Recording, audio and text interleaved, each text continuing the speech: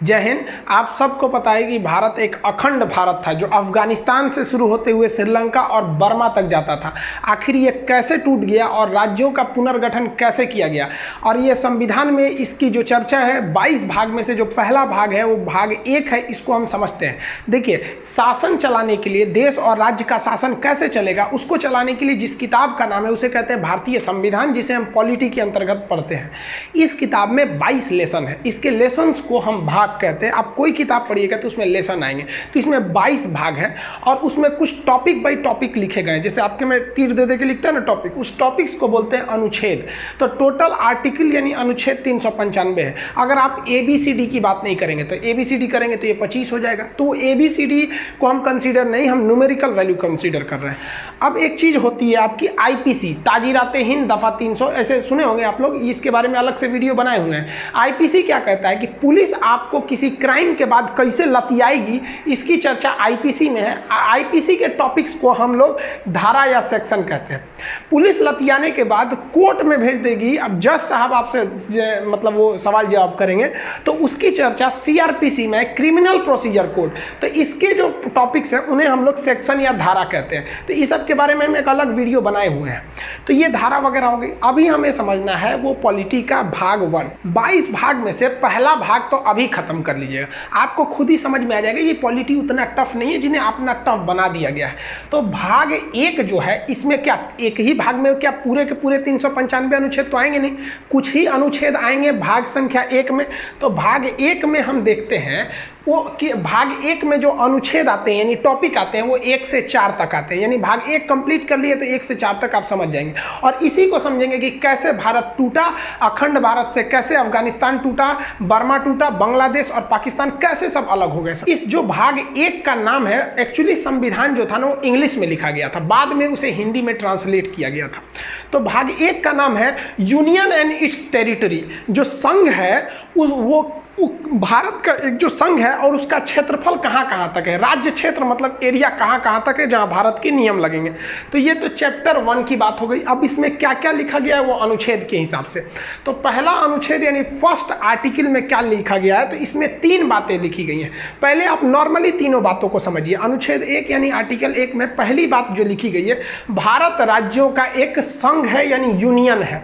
भारत, यहाँ पे ना इंडिया और भारत दोनों शब्द है, लिखा गया है कि इंडिया यानी भारत। तो सुप्रीम कोर्ट में भी यह पिटीशन किया गया था कि भारत का नाम इंडिया से हटाकर भारत कर दिया जाए, क्योंकि हर जगह भारत का प्रयोग होता है। हम कहते हैं भारत माता की जय, नहीं कहते हैं इंडिया माता की जय। हमें भारत रत्न दिया जाता है। राष्ट्रीय गान में भी जनगण मन अधिनायक जय है, भारत भाग्य विधाता। हर जगह ही आप जहां भी देखेंगे वो भारत ही प्रयोग ज्यादा होता है। तो सुप्रीम कोर्ट ने कहा कि यह फालतू का पिटीशन है। सुप्रीम कोर्ट ने कहा कि इसका कोई औचित्य नहीं है, क्योंकि संविधान में ऑलरेडी कह दिया गया इंडिया डेट इज भारत। तो दोनों ही नाम कंसीडर है आपके भारत के लिए। तो भारत जो है वो देश नहीं है, यहां क्या कहा गया है, यूनियन ऑफ स्टेट, राज्यों का एक संघ है। अब संघ और फेडरेशन में कुछ अंतर होते हैं, पहले उसे समझ जाइए। देखिए, हम लोग फेडरेशन में नहीं आते हैं, हम लोग आते हैं यूनियन में। 3 चीजें होती हैं, एक होता है कॉन्फेडरेशन, एक होता है फेडरल और एक होता है यूनियन। तो हम लोग आते हैं यूनियन में। कॉन्फेडरल उसे कहते हैं परिसंघ हिंदी में, जिसमें छोटे छोटे राज्य आपस में जुटकर और अपनी थोड़ी थोड़ी शक्तियां केंद्र सरकार को देकर एक देश का निर्माण करते हैं। यह परिसंघ बड़ी कमजोर होता है, इससे कोई भी देश आसानी से अलग हो जाते हैं। लेकिन फेडरल थोड़ा सा अलग होता है। फेडरल में राज्य मिलकर एक देश का निर्माण करते हैं और हर राज्य जो होते हैं वो अपनी कुछ शक्तियां देश को दे देते हैं और कहते हैं कि भाई साहब आप इन शक्तियों का प्रयोग करिए। लेकिन फेडरल और कॉन्फेडरल दोनों में देखिए, कॉन्फेडरल का ही थोड़ा सा सभ्य रूप, थोड़ा शक्तिशाली रूप फेडरल है। फेडरल में कोई भी राज्य उस देश से अलग हो सकता है, और यूनियन एक ऐसा देश होता है जिसमें राज्य अलग नहीं हो सकते। तो मेन यही अंतर है कि फेडरेशन वह राज्य होता है जिसमें कोई भी राज्य अलग हो सकते हैं उस देश से। यूनियन एक ऐसा देश होता है जिसमें कोई अलग नहीं हो सकता। कॉन्फेडरल ऐसा होता है जिसमें जब मन तब अलग हो सकते हैं। तो भारत फेडरल नहीं है, भारत एक यूनियन है। यहाँ के कोई भी राज्य भारत से अलग नहीं हो सकते हैं। जम्मू कश्मीर एड़ी चोटी लगाते रह गया, उसे समझ में आ गया कि अलग होने वाले रहे नहीं है, चाहे वो 7 सिस्टर के लोग हो जाए, जो राज्य पहले थोड़ा सा मांग उठा था उन लोग का भी। तो यूनियन और फेडरेशन में यही अंतर होता है। अमेरिका देखेंगे तो अमेरिका एक फेडरेशन है और भारत एक यूनियन है। अमेरिका फेडरेशन इसलिए है कि इसके जो राज्य हैं एक समझौता करके एक देश का निर्माण किए हैं, अतः समझौता टूटा तो ये राज्य टूट जाएंगे। कई बार अमेरिका टूटा भी है। अभी जो 50 राज्य है ना, तो आप देखेंगे उन 50 राज्यों का संविधान अलग है, उन 50 राज्यों का झंडा अलग है, उन 50 राज्यों की नागरिकताएं अलग है। तो ये देखिए हम यहाँ पे 50 राज्यों का झंडा लगा दिए, जैसे यहाँ पे अलास्का का है, एरिजोना का है, यहाँ पे कई राज्य हैं, इसके टेक्सास है, जॉर्जिया है। तो सब राज्यों का झंडा अलग है, करेंसी एक ही रहेगी, फ्लैग वगैरह अलग रहते हैं। तो ये फेडरेशन है। अगर कल को चाहता है फ्लोरिडा, जैसे ये फ्लोरिडा यहाँ राज्य है, इसका झंडा इस टाइप का है, चाहेगा कि अमेरिका से अलग हो जाए तो समझौता तोड़ के अलग हो सकता है फेडरेशन। लेकिन ये फेडरेशन पढ़े लिखे लोगों में सफल होता है, अनपढ़ लोगों में ये फेडरेशन सफल नहीं हो पाएगा। तो भारत ने देखा कि अगर हम फेडरेशन बनाएंगे, भारत को संविधान वालों ने देखा तो यहाँ 75 ठो भाषाएं बोली जाती हैं, अलग अलग रहन सहन है। उत्तर भारत में लुंगी का प्रचलन नहीं है, दक्षिण भारत में लुंगी एक महत्वपूर्ण प्रावधान उन लोग का होता है, कपड़े में गिना जाता है। जबकि उत्तर भारत राजस्थान में देखेंगे तो पगड़ी है, पंजाब का अलग है। तो उन्होंने देखा कि भाई अगर हमने फेडरेशन बना दिया तो आगे चल के ये अलग हो जाएंगे, इसलिए भारत ने फेडरेशन न चुन के भारत ने यूनियन बनाया। यूनियन को भी हिंदी में संघ कहते हैं, फेडरेशन को भी हिंदी में संघ कहते हैं। इसलिए अगर आपसे क्वेश्चन पूछेगा भारत राज्यों का क्या है, तो ऑप्शन डी पे लिखा जाता है संघ, उसे मत मारिएगा। ऑप्शन बी पर लिखा जाता है यूनियन, तो उसे मारिएगा, क्योंकि संघ की तो दो इंग्लिशें होती हैं, फेडरेशन भी होता है, यूनियन भी होता है।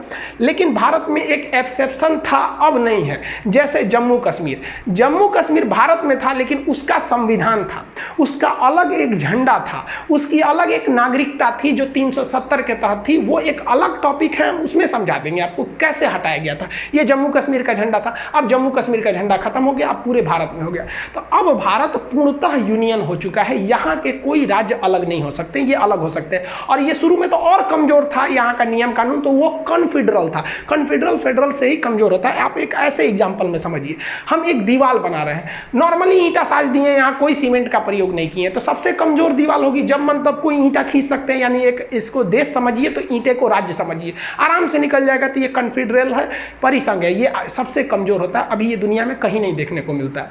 लेकिन इसी ईंट के बीच में अगर हम सीमेंट लगा के जोड़ दें तो ऐसी दीवार बन जाएगी। तो ये हो जाता है फेडरल यानी संघ, जो अमेरिका है। लेकिन अगर छीनी हथौड़ी से आप थोड़ा सा ठोक ठाक करिएगा तो ये आराम से टूट सकता है। अतः फेडरल में अगर समझौता टूटा तो राज्य टूट जाएंगे। लेकिन अगर इसी राज्य ये ईंट के ऊपर प्लास्टर कर देंगे इस तरह से, अब भाई साहब ईंट से जुड़ा हुआ है, बाहर एक प्लास्टर है, तो वो प्लास्टर भी हो गया, अब तो निकल ही नहीं सकता है। तो सबसे मजबूत जो होता है वो यूनियन होता है। तो भारत यूनियन है, लेकिन हिंदी दोनों का एक ही हो जाता है, संघ, इसलिए कंफ्यूजन नहीं होंगे। तो भारत के जितने राज्य हैं, जो लोग मतलब अब तो कोई भी राज्य ऐसा नहीं कहता कि भारत से टूटेंगे, वो कश्मीर का था मैटर, वो तो सॉल्व हो गया। तो भारत राज्यों का एक संघ है, ये चीज आप समझ में आ गया। हम लोग यहाँ पर आते हैं यूनियन में। दूसरा, इसी आर्टिकल 1 में बोला गया है कि भारत में जो राज्य हैं वो हमको कैसे पता चलेगा कि भैया कौन कौन राज्य हैं। मान लीजिए विवाद हो गया कि बिहार भारत का राज्य है कि नहीं है, तो कहीं ना कहीं एक लिखा हुआ होना चाहिए कि नहीं होना चाहिए। तो आर्टिकल 1 में वो लिखा ही नहीं है कि बिहार भारत का राज्य है, बल्कि वो एक इशारा कर दिया है कि राज्यों को पहली अनुसूची में रखा गया है। अनुसूची क्या होती है? एक अलग से एक टॉपिक बना दिया गया है। जैसे ये भारत का संविधान है, इतना मोटा नहीं है, ये बाइलिंगुअल है, एक और इंग्लिश लिखा है, एक और हिंदी लिखा है, इसलिए मोटा लग रहा होगा। इसका आधा है, इतना ही है संविधान, आप पढ़ लेंगे समझ में आ जाएगा। तो इसमें कहा गया है कि हम पहली अनुच्छेद यानी आर्टिकल में नहीं बताएंगे कि कौन कौन सा राज्य है। अगर आप ये जानना चाहते हैं, राज्यों के नाम जानना चाहते हैं, तो आप जाइए अनुसूची शेड्यूल में जाइए। तो संविधान के शुरुआत में ही 4 ठो पन्ना जोड़ दिया गया है जिसे कहते हैं शेड्यूल, और इसी शेड्यूल में हर एक राज्यों के नाम लिखे गए हैं, कौन कौन से राज्य हैं। तो जब भी विवाद होगा कि कौन सा राज्य भारत का है या नहीं, तो आप अनुच्छेद 1 में आएंगे तो यहां आपको एक दूसरा डायरेक्शन दिया जाएगा कि आपका कॉल फॉरवर्ड किया जा रहा है शेड्यूल की ओर। तो राज्यों को किस अनुसूची में रखा गया है? पहली अनुसूची में। और इसमें एक और बात कहा गया है, अब दिल्ली हो जाएगा, कहेगा हम केंद्र शासित प्रदेश है, राजस्थान कहेगा हम पूरा राज्य है। अब राज्यों की भी कैटेगरी है, तो इसको भी अनुच्छेद 1 में रख कर दूसरे को डाइवर्ट किया गया। कहा गया है कि भारत में जितने भी राज्य हैं इस संविधान के तहत उन्हें 3 प्रकार से बांटा जाएगा। जो बड़े राज्य हैं जिनका अपना खुद का क्षेत्रफल बड़ा है उन्हें हम स्टेट कहेंगे, वर्तमान में 28 हैं। जो छोटे छोटे राज्य हैं लेकिन राष्ट्रीय महत्व के हैं तो उन्हें हम यूनियन टेरिटरी यानी केंद्र शासित कहेंगे। ये दूसरा टाइप का हो गया। अभी 8 केंद्र शासित हैं, आगे समझा देंगे।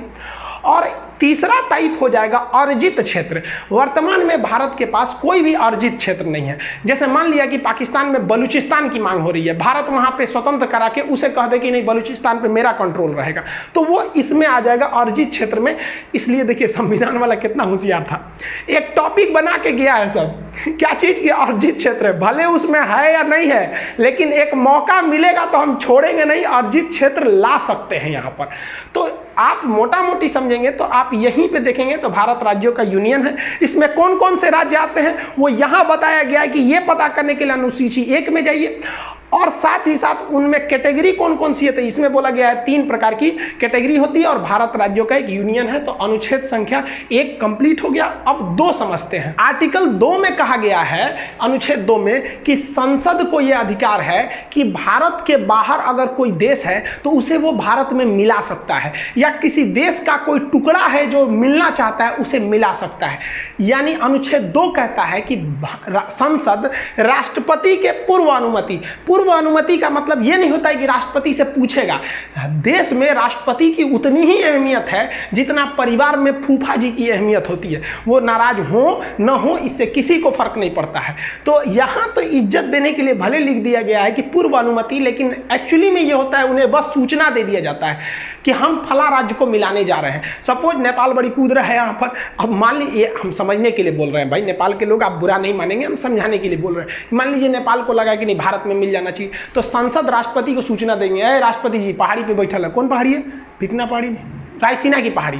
तो रायसीना की पहाड़ी पे उनको फोन कर देंगे, मोदी जी राष्ट्रपति साहब जा रहे हैं नेपाल को मिलाने, तो क्या करेंगे? हाँ ना कहिए नहीं सकते, ना कहेंगे तो उन पर महाभियोग लग जाएगा। राष्ट्रपति को प्यार से लतिया देना महाभियोग कहलाता है, अनुच्छेद 61 में, ये बाद में बताएंगे। तो राष्ट्रपति को सूचना दे दिया जाता है कि हम जा रहे हैं करने के लिए, और उसके बाद संसद उसे आराम से मिला देती है। और ऐसा किया भी गया है। 16 मई 1975 को सिक्किम जो था, ये सिक्किम हम लोग का था ही नहीं, ये एक दूसरा देश था। सिक्किम स्वतंत्र था, इसके ऊपर था तिब्बत। चाइना ने तिब्बत पर कब्जा कर लिया 1959 में, और यहाँ के लोगों को इतना कूचा, और परिवार में 4 आदमी है ना, तो एक को उधर भेज दिया, एक को इधर छितार दिया यहाँ पर। और तिब्बत में तिब्बत के लोगों की कमी हो गई, तो तिब्बत से कभी मांग ही नहीं उठती है स्वतंत्र करो हमें। तो सिक्किम देखा कि ससुरा हमरो कब्जा कर लेगा, हम तो अपने इतनी चुकी हैं, हमको मारेगा तो खत्म हो जाएंगे। तो भारत से कहा कि हम आप में मिल जाते हैं, लेकिन आप ऐसा तो नहीं कीजिएगा कि हमारे 4 आदमी के परिवार है तो एगो को केरला भेज दीजिए, एक को राजस्थान, 2 को अंडमान भेज दीजिए। तो भारत ने कहा कि देखिए भाई, हम वसुधैव कुटुंबकम के रहने वाले हैं, यदि आप हमारे में मिलेंगे तो आपको वो सारे अधिकार दिए जाएंगे जो भारत के अन्य जितने राज्य हैं उन्हें ये अधिकार प्राप्त हैं। तो इस प्रकार सिक्किम राजी हो गया। तो 16 मई 1975 को सिक्किम भारत का 22वां राज्य बन गया। समझ में आ गया कि नहीं आ गया? लेकिन सिक्किम डायरेक्ट नहीं बना था, सिक्किम उसके लिए कुछ काम किया था। पहले वो ट्राई किया था कि भारत में हमें रहना ठीक है कि नहीं। तो इसके लिए संविधान में 35वां संशोधन किया गया 1974 में, और सिक्किम को एक सह राज्य बनाया गया कि वो ना मेरा राज्य है ना पड़ोसी है, वो विदेशी है लेकिन हमारी तरह एकदम सह राज्य, मतलब एक साथ को स्टेट की तरह व्यवहार करेगा। और इसके लिए संविधान में एक स्पेशल अनुच्छेद जोड़ा गया था, अनुच्छेद 2 का ए। लेकिन बाद में सिक्किम के लोगों को लगा कि नहीं, ये तो भारत एकदम हमारी तरह है, तो सिक्किम को अगला संशोधन करके 36वां संशोधन 1975 में करके सिक्किम को भारत का 22वां राज्य बना दिया गया। आज सिक्किम के लोगों, हम सब सिक्किम के लोग भी को पता है कि उनके साथ कोई भेदभाव नहीं किया जाता है। हम लोग भी जब इलाहाबाद में पढ़ते थे तो 1-2 दोस्त हम लोग के थे सिक्किम के, कोई भेदभाव नहीं किया जाता। वो लोग भी एकदम भारत को अपना समर्पित रहते हैं। ये भारत है, यहाँ जो आएगा वो इस जमीन को चूमेगा। जो यहाँ आया वो इस सौभाग्य हम लोग का, जो इस पावन धरती पर हम लोगों ने जन्म लिया। तो सिक्किम भारत का 22वां राज्य बन गया। तो अनुच्छेद 2 क्या कह रहा है? विदेशी राज्य को भारत में मिला लो। अब अनुच्छेद 3 क्या कहता है? भाई, 1 तो कह दिया भारत राज्यों का यूनियन है, 2 कह दिया विदेशी को मिला लो। और अनुच्छेद 3 कहता है कि कि संसद वर्तमान में भारत में जितने राज्य हैं उनमें तोड़ फोड़ कर सकता है। यानी किसी राज्य का नाम बदल सकता है। कभी देखिए ना, कलिंग से हो गया उत्कल, उड़ीसा, ओडिशा, कई बार नाम चेंज हो जाते हैं, सब अक्सर नाम चेंज हो जाते हैं। उत्तर प्रदेश का पहला नाम था यूनाइटेड प्रोविजन, मध्य प्रदेश को सेंट्रल प्रोविजन। तो संसद किसी भी राज्यों के नाम बदल सकती है, उन्हें सीमा बदल सकती है। यानी यूपी से कुछ काट के मध्य प्रदेश को दे सकती है, बिहार से कुछ काट के बंगाल को दे सकती है। तो सीमा भी बदल सकती है, नाम भी बदल सकती है, और बिना उस राज्य के सहमति, तुम घुसियाए हो चाहे कुछ किए हो, इससे मतलब नहीं है। संसद केवल एक फॉर्मेलिटी निभा देती है कि राष्ट्रपति के पूर्व अनुमति से, राष्ट्रपति से कहती है सुनिए राष्ट्रपति साहब, आप राज्यवा को फोन कर दीजिए तो कि हम तोरा तोड़ने जा रहे हैं। याद करिए तेलंगाना के लोग, राष्ट्रपति ने आंध्र प्रदेश से कहा था कि हम आपको तोड़ना चाहते हैं तेलंगाना में 2 भाग में। आंध्र प्रदेश के लोगों ने, वहां की असेंबली ने इसका पूरा विरोध किया था। असेंबली से पास नहीं हुआ था कि हमें तोड़ा जाए, लेकिन 2014 में चूंकि इलेक्शन थे और डिमांड था वहां पर, तो इसलिए वो राज्य तुम जाओ उससे कोई मतलब नहीं है। ये यूनियन है, यूनियन में केंद्र को ज्यादा शक्ति है। और संसद ने साधारण बहुमत यानी 50% से पास कर दिया कि आंध्र प्रदेश को तोड़ा जाएगा। आंध्र प्रदेश टूट गया। तेलंगाना में आंध्र प्रदेश के लोग चिल्लाते रह गए, काहे तोड़ा, तेलंगाना टूट के अलग हो गया। तो अनुच्छेद 2 कहता है कि विदेशी को मिलाइए, और 3 कहता है जो मिलल है तो उन्हें को घोर घार के थूर थार के जैसे करना है करिए, बिना उस राज्य की अनुमति के। इसके कुछ छोटे छोटे एग्जाम्पल देखिए। मध्य प्रदेश से तोड़ दिया गया छत्तीसगढ़ को 1 नवंबर सन 2000 को। उत्तर प्रदेश से तोड़ दिया गया उत्तराखंड को 9 नवंबर सन 2000 को। और बिहार से तोड़ दिया गया झारखंड को सन 15 नवंबर सन 2000 को। और जम्मू कश्मीर के लोग चिल्ला रहे थे 370। अरे भाई साहब, आप पढ़े, क्लास काहे नहीं किए? असल में उस समय हम यूट्यूब पर क्लास नहीं लेते थे। अगर यूट्यूब पर क्लास लेते ना तो उन लोग को पता रहता कि भाई साहब इतना मत कूदो, क्योंकि अनुच्छेद 3 कहता है कि बिना राज्य की अनुमति है तुमको तोड़ देंगे। तो जम्मू कश्मीर के लोग जो कहते थे कि हम अपना देश बनाएंगे, अरे भाई साहब अब तो आप राज्य भी नहीं रहे, केंद्र शासित हो गए। यही हो गया भाई साहब। हिटलर ने भी क्या कहा था कि जनता को इतना न चूस दो कि जिंदा रहने को ही वो अपने लिए विकास समझे। बस यही हुआ। जम्मू कश्मीर के लोग कहते थे कि हम देश बनाएंगे, मोदी जी ने ऐसे में काम किया, उनको राज्य भी नहीं छोड़ा। तो आज लोग कहते हैं नहीं हम देश अब छोड़े, अब हमको कम से कम राज्य बना दीजिए। अरे बाप रे भाई, मैं मोदी बैठल है। जो व्यक्ति पत्नी से नहीं डरा ना, दुनिया में किसी से नहीं डरेगा। देखिए अब इसी में ना एक और विवाद चालू हुआ था, आपको पता होगा बेरूबरी यूनियन केस 1960 में क्या हुआ था। बेरूबरी पश्चिम बंगाल का एक गांव था, वहां से एक केस किया गया था भारत के ऊपर। क्या केस था तो देखिए इसकी शुरुआत कैसी हुई। ये भाई साहब सीरियल रेडक्लिफ, ये भारत के विभाजन करने आए थे। 2 दिन में भारत का विभाजन करके रख दिया ये आदमी। सोचिए, ये भारत को कभी जानता नहीं था कि यहाँ कई तरह की भाषाएं बोली जाती हैं, यहाँ कई धर्म रहते हैं, धर्म के नाम पर यहाँ कितनी लड़ाइयाँ लड़ी जाती हैं आज़ादी से पहले से लेकर आज तक में। ये आया टेबल पे भारत का नक्शा रखा और काटना चालू कर दिया। यहाँ से ले लिया, इसने कहा कि भाई साहब ये वाला रहेगा, ये इधर से, ये इधर पाकिस्तान, एगो इधर खींच दिया, ये हो गया बांग्लादेश। इसी का नाम हो गया कि सीरियल रेडक्लिफ, जिसे आप शॉर्टकट में रेडक्लिफ लाइन कहते हैं। इसने कैसे किया तो नक्शा लिया भारत का, जितने इधर पुलिस स्टेशन थे ना, सारे पुलिस स्टेशन पे ऐसे डॉट डॉट बनाया, सबको खींच दिया। कहा कि लो इधर वाला पाकिस्तान, इधर तुम, इधर भी कहा चाहे इसको भी बांटना है, पूर्वी पाकिस्तान को भी, कोई दिक्कत नहीं। सारा पुलिस स्टेशन को मिलाया, घचाक से एक लाइन खींच दिया, हो गया। पता चला किसी का घर इंडिया में रह गया, खेत बांग्लादेश में चल गया। किसी का दुआरा इंडिया में है, आंगना चल गया बांग्लादेश में। अजब अजब कांड करके चल गया। अरे भाई इनका अपना रहता तब ना समझ में आता, यही कांड हो गया। इसमें सबसे फेमस हो गया बेरूबरी। बेरूबरी क्या था तो वो भारत में था, यहाँ बांग्लादेश में था, यहाँ पर भारत में। लेकिन इसको ना रियल में जाना चाहिए था बांग्लादेश में, क्योंकि यहाँ सारे लोग मुस्लिम थे, लगभग 90% से ज़्यादा लोग मुस्लिम थे। और बांग्लादेश में भी कुछ ऐसे जगह थे जहाँ पर 90% से ज़्यादा लोग हिंदू थे। इन्हें आना चाहिए हिंदुस्तान में और इस जमीन को जाना चाहिए बांग्लादेश में, ये होना चाहिए। तो भारत ने सोचा कि एक काम करते हैं, बदला बदली कर देते हैं। कहते हैं कि भाई वो मेरी ज़मीन है, तुम रख लो और वहाँ के लोग को यहाँ भेज दो। ये तुम्हारी ज़मीन है बांग्लादेश, इसे हम रख लेते हैं, यहाँ के लोगों को तुम रख लेते हो। तो कितना अच्छा था। लेकिन जब ये मामला गया तो सुप्रीम कोर्ट में नेहरू जी ने, उस समय नेहरू जी प्रधानमंत्री थे, उन्होंने सोचा कि आराम से करा लेंगे। खान सर तो बताइए किए हैं कि संसद कुछ भी कर सकती है, राज्यों के नाम परिवर्तन सीमा कर सकती है। लेकिन भाई साहब खान साहब से ज़्यादा होशियार है सब सुप्रीम कोर्ट का जज। सुप्रीम कोर्ट ने कहा कि ये नेहरू जी, ये जो नियमवा लग रहा है ना, ये केवल हिंदुस्तान पर लागू होता है कि आप एक राज्य को तोड़ के दूसरे को दे सकते हैं। आपका मन है तो आप पटना जिला को उठा के राजस्थान को को दे दीजिए, आप अंदर जितना खरमंडल मचाना है मचाइए, लेकिन ये अधिकार आपको कोई नहीं देता है यहां से अनुच्छेद 3 से कि आप भारत की किसी जमीन को विदेश को दे दीजिए। इसके लिए आपको संविधान में संशोधन करना पड़ेगा। तो नेहरू जी ने सोचा संविधान में संशोधन कर दे और इस मामला को सलटा दे, लेकिन भारत में बड़ी विरोध हो गया। सोचिए नेहरू जी से एक समय से मामला अटकता हुआ अब बांग्लादेश और भारत के लोगों में बड़ा वो होने लगा कि भाई आप खुद सोचिए ना कि आप छोटे से एरिया में घिर के रह गए। नरेंद्र मोदी जी जब आए तब उन्होंने शेख हसीना से जाके ये समझौता करके संसद में पारित कराया।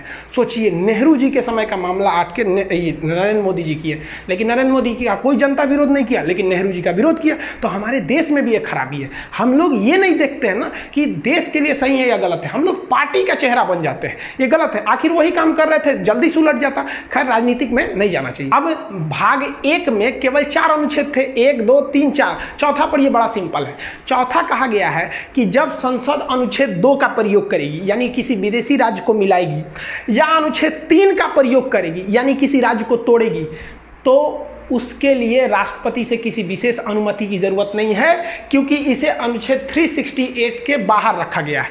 जिसे 368 में रख दिया जाता है उसमें राष्ट्रपति का साइन होना जरूरी है, लेकिन इन दोनों चीज को राष्ट्रपति का साइन की जरूरत नहीं है, क्योंकि पहले ही राष्ट्रपति को सूचना दे दिया जाता है कि हम विदेशी राज्य को मिलाने जा रहे हैं और या वर्तमान को तोड़ने जा रहे हैं।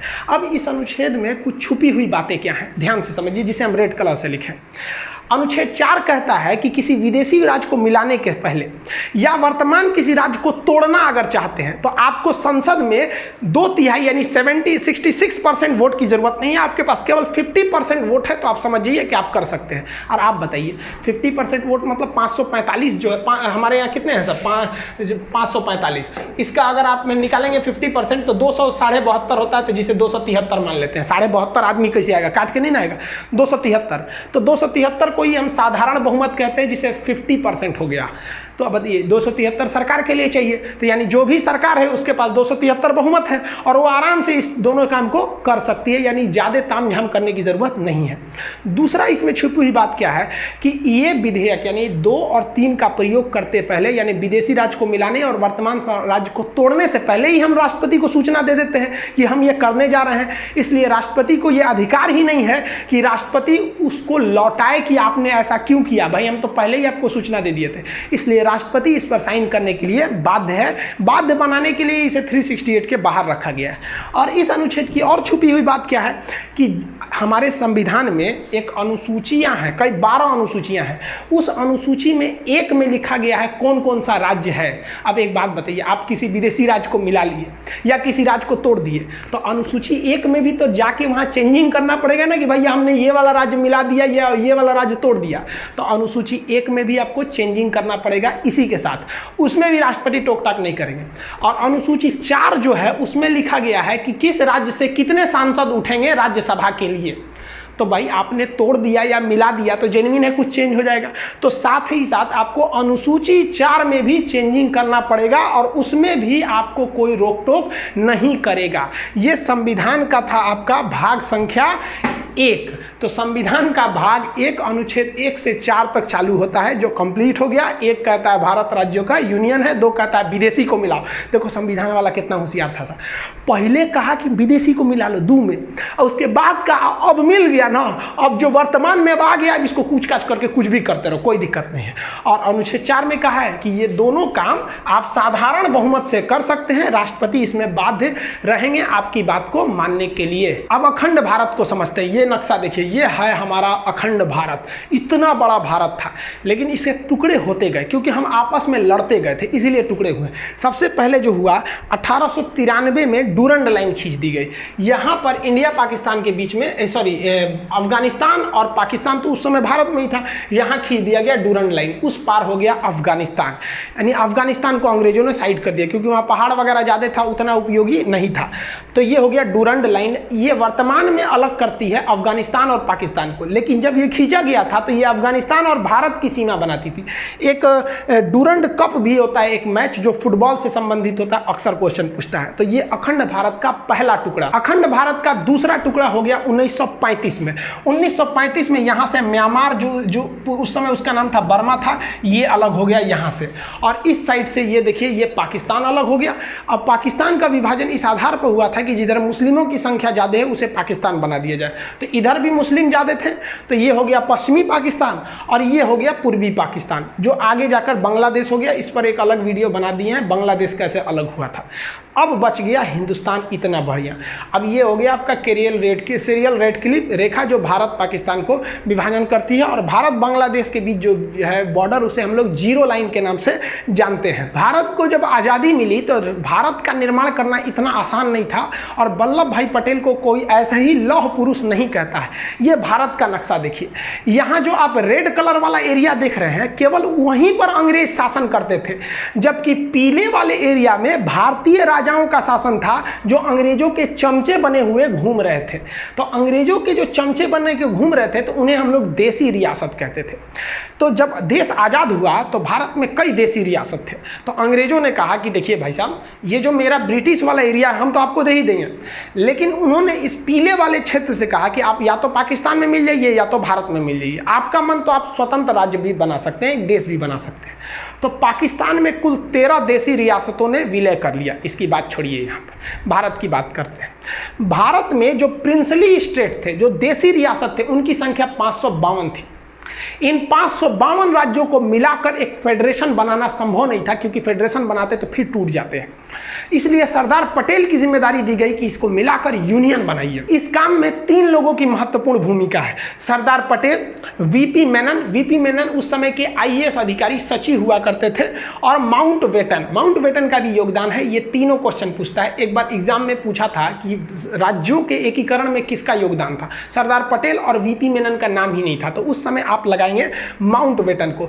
इन तीनों लोगों की ने मिलकर 552 राज्यों को आपस में मिला दिया।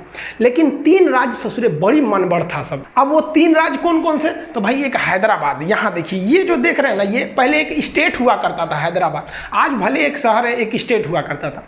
हैदराबाद के राजा का अलग ही डिमांड था, उनको अलग राज्य चाहिए था। अरे भाई साहब, भाई ये अलग देश कहाँ बनाएंगे बिचुआ में से, यहाँ से अलग देश के लिए। लेकिन यहाँ पर अराजकता फैल गई, मारपीट बहुत होने लगा। तो सरदार पटेल ने चारों ओर से पुलिस भेज दिया। चारों ओर से वो आर्मी थी, पुलिस की वर्दी में गई थी, जिसका नाम दिया गया ऑपरेशन पोलो। ऑपरेशन पोलो के तहत हैदराबाद को भारत में मिला दिया गया। इनके स्वतंत्र देश का सपना हमेशा के लिए टूट गया यहाँ पर। तो ये ऑपरेशन पोलो सफल हुआ। दूसरा ये वाला राज्य था जूनागढ़। जूनागढ़ क्या था कि जूनागढ़ की जनसंख्या जो थी, अधिकतर जनसंख्या हिंदू थी, लेकिन वहाँ के राजा जो थे वो मुस्लिम थे। तो जूनागढ़ ने कहा कि नहीं भाई, हम पाकिस्तान में जाना चाहते हैं। अरे भाई साहब, तू यहाँ से पाकिस्तान में कैसे जाएगा।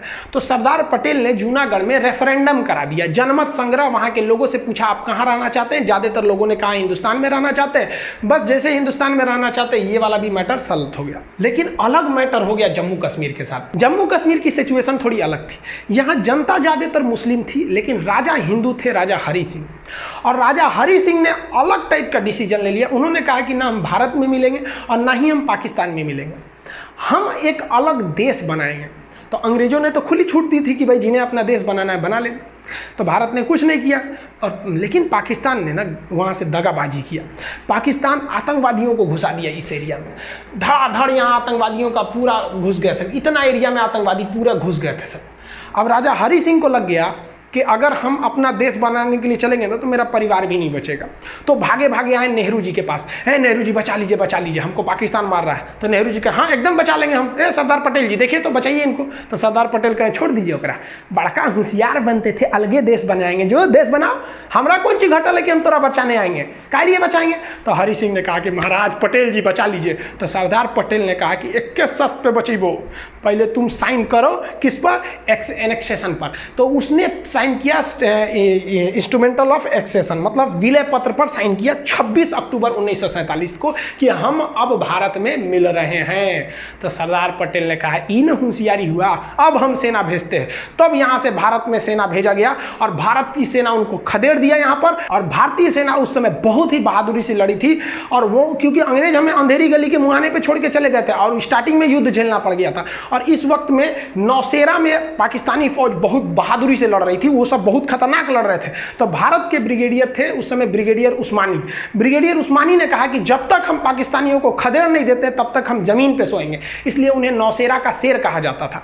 और इनके बदौलत बहुत पूरे भारतीय सैनिक की बहादुरी के बदौलत यहाँ लड़े। और यही वाला एरिया जब तक भारतीय सेना पहुंचे पाकिस्तान कब्जा कर चुका था, जिसे आज भी हम पीओके के नाम से जानते हैं। और यही सीज फायर बन गया और कश्मीर भी भारत का एक अंग बन गया। सरदार पटेल, वीपी मेनन और लॉर्ड माउंटबेटन ने मिलकर 552 देसी रियासतों को तो मिला दिया, लेकिन चौपट कर दिया कब? जब भारत का संविधान लागू हुआ 1950। 1950 में भारतीय राज्यों को 4 कैटेगरी में बांट दिया गया, इस टाइप में बांटा गया, ABCD टाइप में बांट दिया गया। ए में किसे रखा गया? वह एरिया जहां पर अंग्रेजों का शासन था। बी में रखा गया वह एरिया जहां देसी रियासतों का शासन था।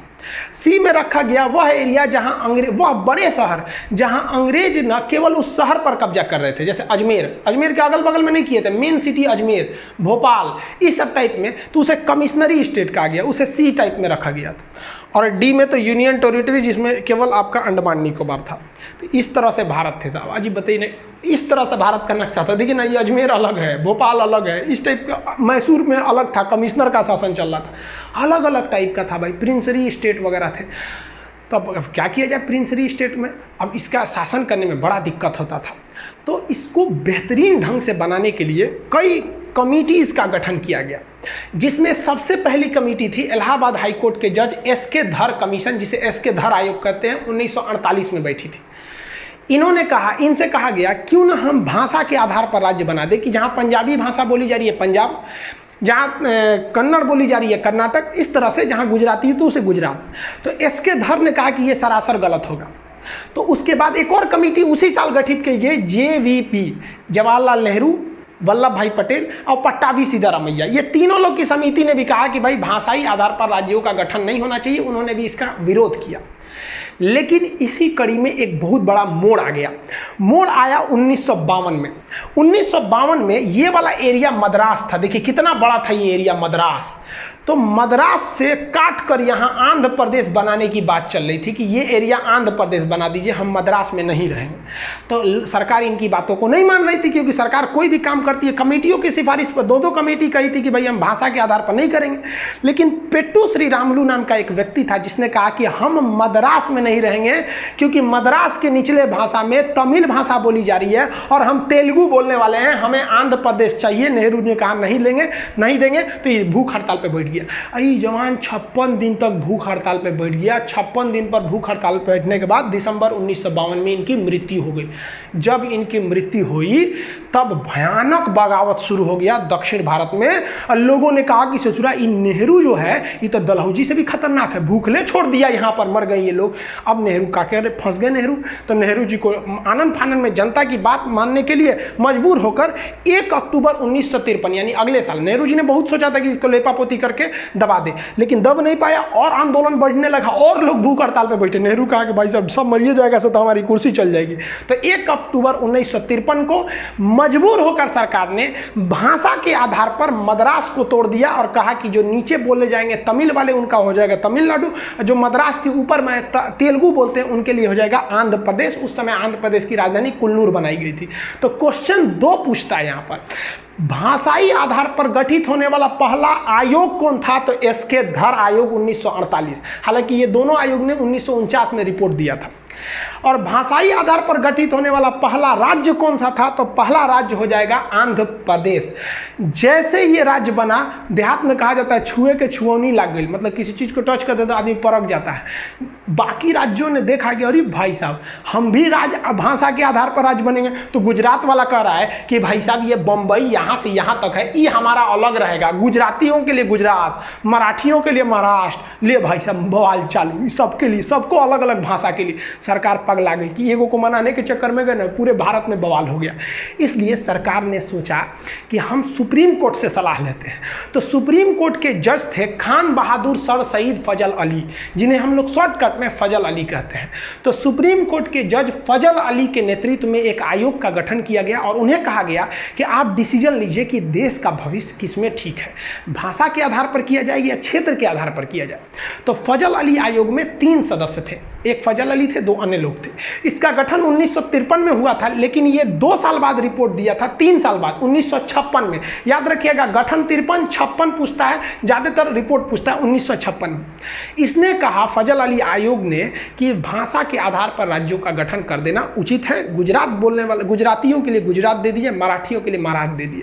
लेकिन ऐसा कानून नहीं होना चाहिए कि जिन्हें गुजराती नहीं आती है वो गुजरात में नहीं रह सकते हैं, जिन्हें मराठी नहीं आती है वो मराठी में नहीं रह सकते हैं।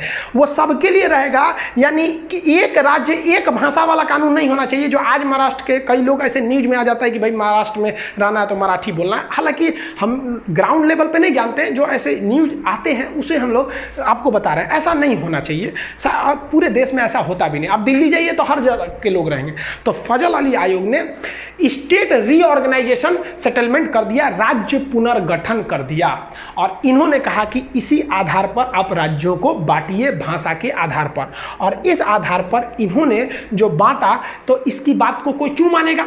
फजल अली के बात को हम क्यों मान लें? हमें आज़ादी मिली है, हमने अपने सांसद चुने हैं, संसद में पारित कराइएगा तब ना मानेंगे। तो इसको लागू कराने के लिए संविधान में संशोधन की जरूरत पड़ी। तो 7वां संशोधन 1956 में किया गया और इसी संशोधन के द्वारा फजल अली आयोग की सिफारिशों को मान लिया गया। क्वेश्चन कहेगा, फजल अली आयोग की सिफारिशों को मानने के लिए या राज्य पुनर्गठन करने के लिए कौन सा संशोधन किया गया? तो 7वां संशोधन। और इसके आधार पर, भाषाई आधार पर राज्यों का गठन किया गया। उस समय 14 राज्य बनाए गए और 6 केंद्र शासित प्रदेश बनाए गए। हम ये बता देंगे कि 6 से केंद्र शासित प्रदेश क्यों बनाए जाते हैं, ये आगे टॉपिक है उसमें बताएंगे।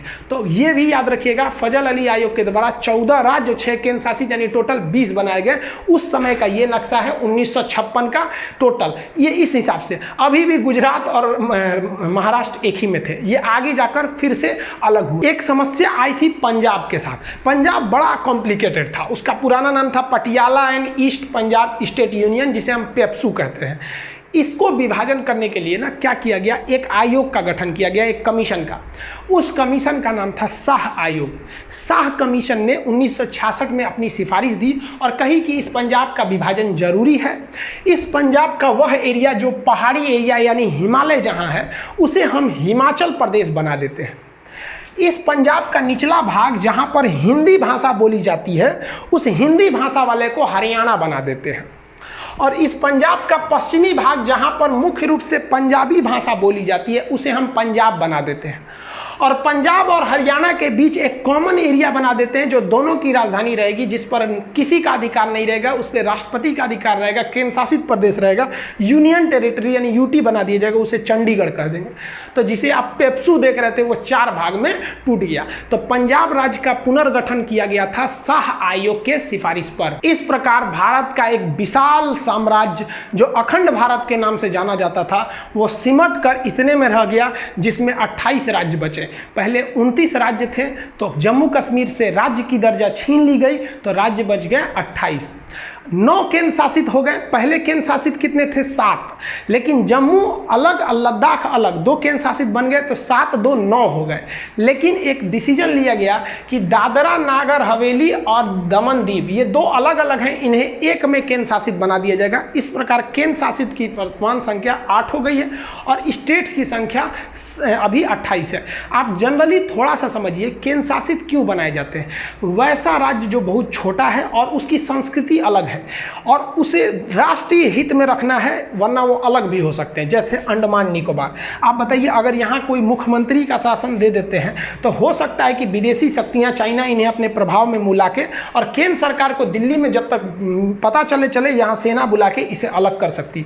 इसलिए सरकार ने इसे केंद्र शासित बना दिया कि यहाँ मुख्यमंत्री रहेगा नहीं, सीधे यहाँ क्या हो रहा है ये दिल्ली डिसाइड करेगी। जैसे यहाँ लक्षद्वीप पाकिस्तान इधर से आके भी मिला सकता है, मुख्यमंत्री को पैसा वैसा दे देगा, कहे कि तुमको और कर देंगे, भाई कुछ भी हो सकता है। इसलिए कहा गया भाई साहब यहाँ तुम ताम झाम करबे नहीं करो, यहाँ का सारा डिसीजन दिल्ली लेगा। ऐसे ही पाकिस्तान यहाँ पे कर रहा था जम्मू कश्मीर में, मोदी जी ने कहा कि एक काम करे भाई, तुम राज्य रहबे नहीं करेगा, मुख्यमंत्री वगैरह नहीं रहोगे यहाँ पर। मुख्यमंत्री क्यों बनाए जाते हैं, वहाँ विधानसभा होती है, तो कह दिया भाई यहाँ का सारा शासन दिल्ली देखेगा। और यहाँ पर एक ठो असेंबली बना दी गई जिसमें मुख्यमंत्री, जैसे केंद्र शासित के मुख्यमंत्री के पास ज़्यादा पावर नहीं रहता है, सारा डिसीजन दिल्ली से लिया जाता है। तो राष्ट्रीय महत्व का होनी चाहिए, संस्कृति अलग होनी चाहिए, देश की मुख्य भूमि से दूर होना चाहिए, कई रीजन है जिसे बनाए जाते हैं, इसके लिए संविधान में अलग प्रावधान है। कौन सा राज्य कब बना, यहाँ पर हम सबका डेट बाई डेट यहाँ लिख दिए हैं, आप इसका स्क्रीनशॉट लेना चाहें तो ले सकते हैं। इसका PDF वगैरह एप्लीकेशन में है, जब तक आप इसी पे क्लास रेगुलर देखिए। आज संविधान का आपने एक भाग को खत्म कर दिया, अभी संविधान में टोटल 22 भाग थे, एक खत्म हो गया, 21 बचा। आई होप आप ये सब चीज़ों को समझ गए होंगे। मिलेंगे नेक्स्ट वीडियो में, तब तक के लिए जय हिंद।